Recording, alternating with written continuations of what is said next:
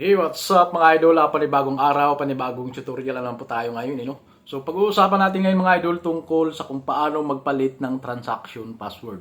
Kasi maraming iba na hindi na makapag-withdraw kasi nakalimutan nila yung kanilang transaction password. No?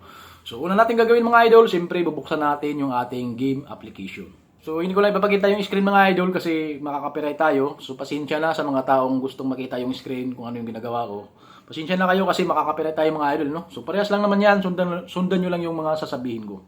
Okay, kapag nabuksan nyo na yung inyong game application, punta lang kayo sa members. Sa akin yung members na sa pinakababa, bandang kanan. Click members, tapos pindutin nyo ang security center. Okay, dito makikita nyo na dito mga idol yung transaction password. So siyempre magpalit tayo ng transaction password, so i-click natin yung transaction password.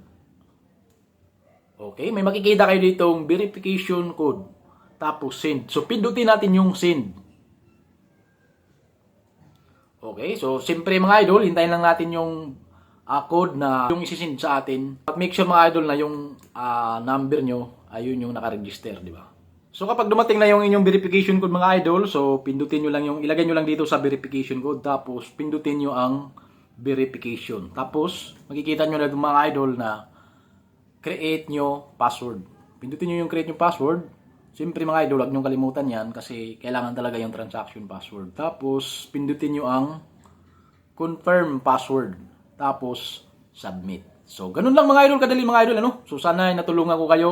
So kung mayroon na kayong mga katanungan, so mag-comment lang kayo mga idol. O di kaya i-message nyo ako o i-follow nyo ang aking Facebook page, Darboy TV. So hanggang sa muli mga idol, maraming salamat po sa inyong panonood.